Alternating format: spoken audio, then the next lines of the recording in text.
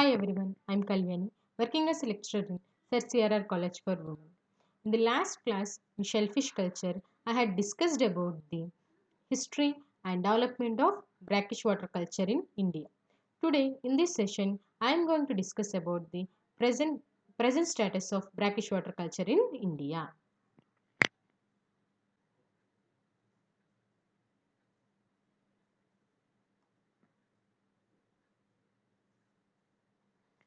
Present status of brackish water culture in India. Aquaculture is the fastest growing food production sector, accounting for about 50% of food fish production, with average annual growth of 8.8% during 1950 to 2004. So మన యొక్క కంట్రీలో చూసుకున్నట్లయితే aquaculture అనేది is the fastest growing food production sector అంటున్నారు. So ఎక్కువగా చాలా త్వరగా grow అయ్యే సెక్టార్ ఏంటి అంటే ఆక్వాకల్చర్ అని చెప్పి. So it is giving about 50% of fish production. So aquaculture ద్వారా మనకి ఫుడ్ ఫిష్ ప్రొడక్షన్ అనేది 50% వరకు అబ్టైన్ అవుతుంది అని చెప్పి. And it is giving an average annual growth of 8.8% during 1950 to 2004. So 1950 నుంచి 2004 వరకు చూసుకున్నట్లయితే ఆక్వాకల్చర్ ద్వారా మన యొక్క యాన్యువల్ గ్రోత్ అనేది ఇయర్కి 8.8% వరకు గ్రో అవుతుంది అని చెప్తాం. ప్రతి ఇయర్ 8.8% ఒక యాన్యువల్ గ్రోత్ అనేది ఇంక్రీజ్ అవుతుంది. ఫ్రమ్ 1950 నుంచి 2004 వరకు చూసుకుంటే ఆక్వాకల్చర్ ప్రొడక్షన్ అనేది ఇలా ఉంది అని చెప్తున్నారు. FAO in 1998 predicted that world aquaculture production will reach between 35 to 40 million tons of fish, crustaceans and mollusks by 2010. So FAO 1998లో అంటే ఫుడ్ అండ్ అగ్రికల్చర్ ఆర్గనైజేషన్ 1998లో ఏం చెప్పింది అంటే 2010 నాటికి మన యొక్క వరల్డ్ ప్రొడక్షన్ అనేది ఆక్వాకల్చర్ ప్రొడక్షన్ అనేది 35 నుంచి 40 మిలియన్ టన్స్కి రీచ్ అవుతుంది. సో అది కూడా దేనివల్ల అంటే by culturing the fishes, crustaceans and molluscans అని చెప్తున్నారు. So however the global production reach 59.4 million tons by 2004 including aquatic plants. So FAO ఏం చెప్పింది 1998లో 2010 నాటికి మనకి ఆక్వాకల్చర్ ప్రొడక్షన్ అనేది 35 నుంచి 40 మిలియన్ టన్స్కి రీచ్ అవుతుంది అని చెప్పారు. ఇది ఆక్వాటిక్ ఆర్గానిజమ్స్ అని. బట్ 2004 నాటికి ఆ యొక్క ప్రొడక్షన్ అనేది 59.4 మిలియన్ టన్స్కి రీచ్ అయింది including the aquatic plants. So aquaculture అంటే మనకు తెలుసు the culturing of aquatic organisms and aquatic plants. So అలాగే అయ్యింది. ఇక్కడ FAO చెప్పింది అంటే only aquatic organisms fishes, crustaceans and molluscans ద్వారా ఆక్వాకల్చర్ ప్రొడక్షన్ అనేది వరల్డ్ వైడ్ ఇంక్రీజ్ అవుతుంది 2010 నాటికి 35 నుంచి 40 మిలియన్ టన్స్కి. అదే 2004లో చూసుకుంటే వాళ్ళు చెప్పినట్లుగానే ఇంక్రీజ్ అయింది. సో వాళ్ళు చెప్పిన దానికంటే ఇంకా ఎక్కువ ఇంక్రీజ్ అయింది. సో దేంతో ఇంక్లూడ్ చేసుకుని ఆక్వాటిక్ ప్లాంట్స్తో కూడా ఇంక్లూడ్ చేసుకుని 2004 నాటికి గ్లోబల్ ప్రొడక్షన్ అనేది 59.4 మిలియన్ టన్స్కి ఇంక్రీజ్ అయింది అని చెప్తున్నారు. Of this production 69.6% or 41.3 million tons was produced in China alone. So ఇందాక చెప్పిన మనం ఆ 59.4% అనే దాన్ని 100%కి తీసుకున్నాం అనుకోండి. దాంట్లో 69.6% or 41.3 million tons of aquaculture production అనేది ఎక్కడి నుంచి వస్తుందంట? చైనా నుంచే. సో చైనాలో majority of the aquaculture production అనేది వచ్చింది అని చెప్తున్నారు. సో చైనా అనేది ఫస్ట్ ప్లేస్లో ఉంది. నెక్స్ట్ ఇండియాలో నుంచి ఎంత ఆక్వాకల్చర్ ప్రొడక్షన్ అనేది వరల్డ్లోకి వచ్చింది అంటే 2.5 మిలియన్ టన్స్. సో ఇండియా నుంచి 2.5 million tons of aquaculture production అనేది వస్తుంటే చైనాలోంచి 41.3 million tons of aquaculture production అనేది వచ్చింది అని చెప్తున్నారు. సో ఇండియా అనేది సెకండ్ పొజిషన్లో ఉంటే చైనా అనేది ఫస్ట్ పొజిషన్లో ఉంది అని చెప్తున్నారు. It is expected that 2025 globally 1 out of every 2 fish consumed will be from aquaculture. So 2020 నాటికి ఏం ఎక్స్పెక్ట్ చేస్తున్నారు అంటే గ్లోబ్ వైడ్ అంటే వరల్డ్ వైడ్ చూసుకున్నట్లయితే సో ఇద్దరు ఫిష్ని కన్జ్యూమ్ చేస్తున్నట్లయితే దాంట్లో ఒకరు మాత్రం కన్ఫర్మ్గా ఆక్వాకల్చర్ నుంచి వచ్చిన ఫిష్ని అంటే ఆక్వాకల్చర్ ద్వారా ఆర్టిఫిషియల్ టెక్నిక్స్ ద్వారా కల్చర్ చేసిన ఫిష్ని కన్జ్యూమ్ చేస్తారు. సో అలాగ మన యొక్క ఆక్వాకల్చర్ ప్రొడక్షన్ అనేది ఇంక్రీజ్ అవుతుంది అని చెప్తున్నారు. Indian aquaculture has shown an annual growth of 8%. So మనకి ఇండియాలో ఆక్వాకల్చర్ అనేది ఇయర్ వైజ్ వచ్చేసి ఒక్కొక్క ఇయర్కి యాన్యువల్గా 8% ఇంక్రీజ్ అయింది అని చెప్తున్నారు.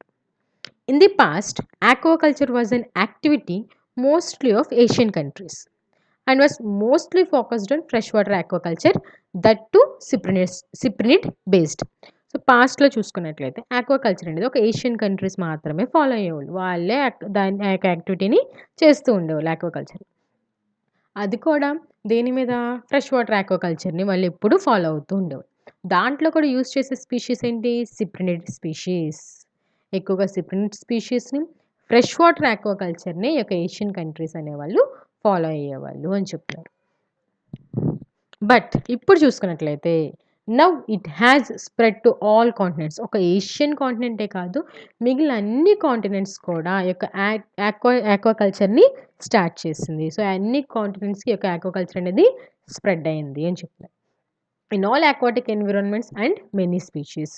సో, అప్పుడైతే ఒక ఫ్రెష్ వాటర్ ఆక్వాకల్చర్ మాత్రమే చేసేవాళ్ళు ఏషియన్ కంట్రీస్‌లో. ఇప్పుడు అన్ని కంట్రీస్‌కి వెళ్ళిపోయింది. అన్ని కంట్రీస్‌లోనూ అన్ని ఆక్వాటిక్ ఎన్విరాన్మెంట్స్ అంటే మెరైన్ అవ్వచ్చు, ఈస్టరైన్ అవ్వచ్చు, బ్రాకిష్ వాటర్ అవ్వచ్చు, ఫ్రెష్ వాటర్ అవ్వచ్చు. సో, అన్ని వాటర్‌లో ఆక్వాకల్చర్‌ని స్టార్ట్ చేశారు. సో, ఏషియన్ కంట్రీస్‌లో అయితే సిప్రినిడ్ బేస్డే అంటే సిప్రినిడ్ ఫ్యామిలీని మాత్రమే యూజ్ చేసుకున్నారు. బట్ ఇప్పుడేంటి అన్ని స్పీషీస్‌ని కల్చర్ చేస్తున్నారు అని చెప్తున్నారు. 90% of global production or global aquaculture production comes from Asia, and of this nearly 70% is contributed by China. So ఏం చెప్తున్నారు? గ్లోబల్ అక్వాకల్చర్ ప్రొడక్షన్ అనేది దాంట్లో 90% అనేది ఏషియా నుంచి వస్తుంది. సో ఏషియన్ కంట్రీస్ అనేవి 90% ఆఫ్ గ్లోబల్ ప్రొడక్షన్ ఇస్తుంది, గ్లోబల్ ఆక్వాకల్చర్ ప్రొడక్షన్ ఇస్తుంది అంటున్నారు. దాంట్లో చూసుకున్నట్లయితే చైనా యొక్క కాంట్రిబ్యూషన్ ఎక్కువ ఉంటుంది. అంటే 70%, 90లో 70% చైనా నుంచే ఆక్వాకల్చర్ ప్రొడక్షన్ అనేది వస్తుంది. Majority of the aquaculture production అనేది చైనా నుంచే వస్తుంది అని చెప్తున్నారు. The 10 major aquaculture producing countries are. So ఏవి ఎక్కువగా ఆక్వాకల్చర్‌ని ప్రొడ్యూస్ చేసే మేజర్ కంట్రీస్ ఏంటి అంటే China, India, Vietnam, Thailand, Indonesia, Bangladesh, Japan, Chile, Norway and United States of America. So ఈ యొక్క 10 కంట్రీస్ అనేవి these are the major aquaculture producing countries. Asia and Pacific region produces 99.8% of cultured aquatic plants, 97.5% cyprinids, 87.4% of peanuts, and 93.4% of oysters. So Asia and Pacific రీజియన్స్లో చూసుకున్నట్లయితే so here the producers. So ఏం produce చేస్తాయి? Aquatic plants వచ్చేసి 99.8% produce చేస్తాయి. సిప్రినిడ్ species అంటే కార్ప్స్ని వచ్చేసి 97.5%. పీనియాడ్స్ అంటే PRAN species వచ్చేస్తాయి, అవి 87.4%. అండ్ ఆయిస్టర్స్ వచ్చేసి 93.4% ఇవి ప్రొడ్యూస్ చేస్తాయి అని చెప్తున్నారు. And India with a production of 2.5 million tons అంటే 4.2% of global production. So India ఎంత ప్రొడ్యూస్ చేస్తుంది? 2.5 మిలియన్ టన్స్ అంటే 4.2% ఆఫ్ ది గ్లోబల్ ప్రొడక్షన్ ఇస్తుంది. మన ఇండియా నుంచి 4.2% ఆఫ్ ది గ్లోబల్ ప్రొడక్షన్ అనేది వరల్డ్కి ఇస్తుంది అని చెప్తుంది. దానివల్లే మన యొక్క కంట్రీ అనేది it is the second largest aquaculture producer అని చెప్తున్నారు. And however, when we compare with the production from China, which amounted to over 30 million tons, India's production appears little. So మన యొక్క కంట్రీ అనేది సెకండ్ లార్జెస్ట్ అని మనం చెప్తున్నాం. 4.2% of the global production ఇస్తుంది. చైనాతో పోల్చుకుంటే మన యొక్క ప్రొడక్షన్ అనేది చాలా తక్కువ అని చెప్తున్నారు. ఎందుకంటే దాని యొక్క ప్రొడక్షన్ అనేది ఓవర్ 30 మిలియన్ టన్స్ ఉందంట. సో చైనా యొక్క ప్రొడక్షన్ అనేది ఓవర్ 30 మిలియన్ టన్స్ కంటే ఎక్కువ ఉంటుంది. మన ఇండియా అయితే 2.5 మిలియన్ టన్స్, బట్ చైనాది అయితే ఓవర్ 30 మిలియన్ టన్స్ అని చెప్తున్నారు.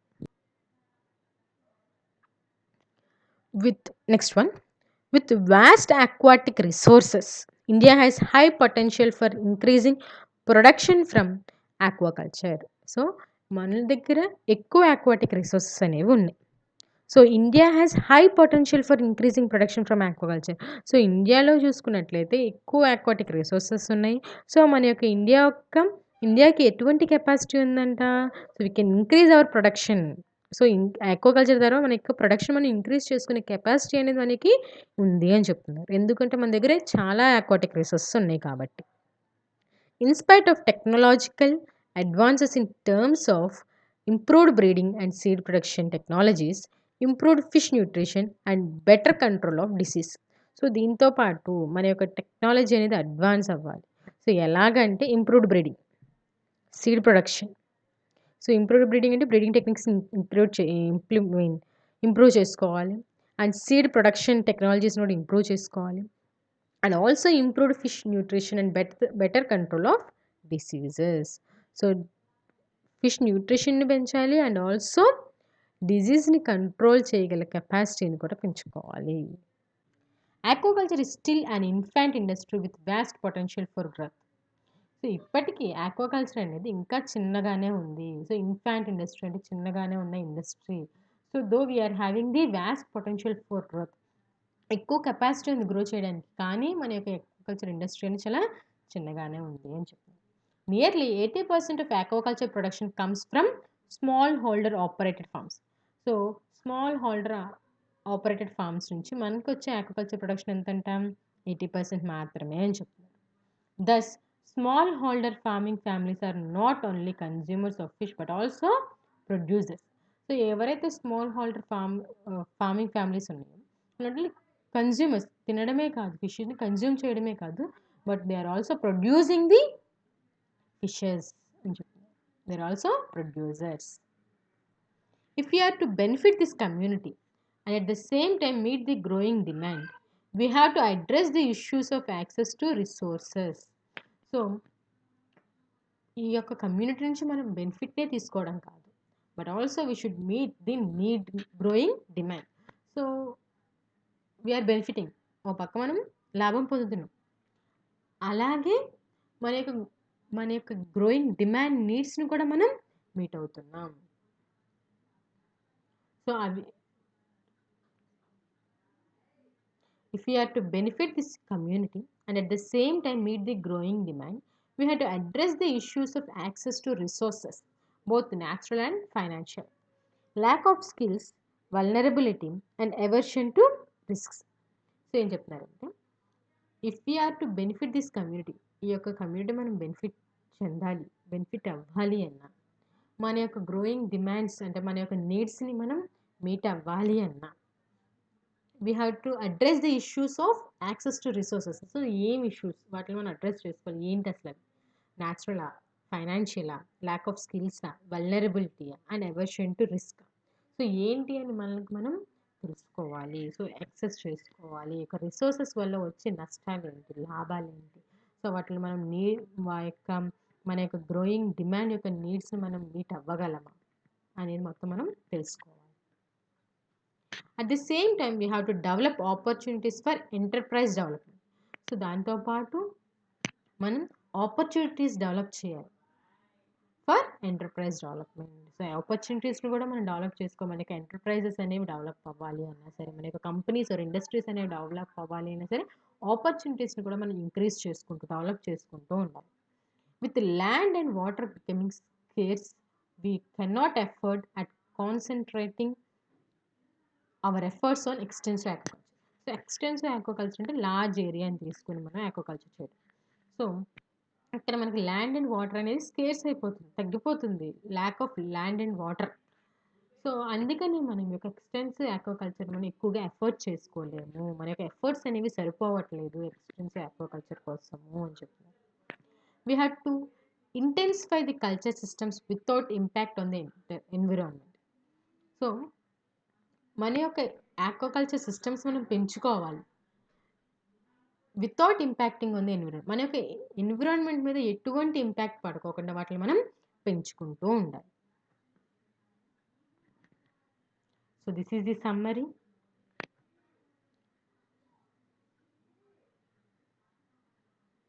And this is all about the present status of brackish water culture in India.